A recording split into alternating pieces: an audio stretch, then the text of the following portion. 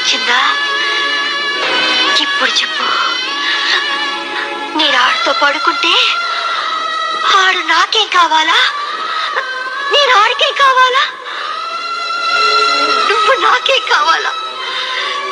చెప్పరాదరా, ఇప్పుడు చెప్పు. మీ దొరజాతికి వాయు వరుసలు లేవురా.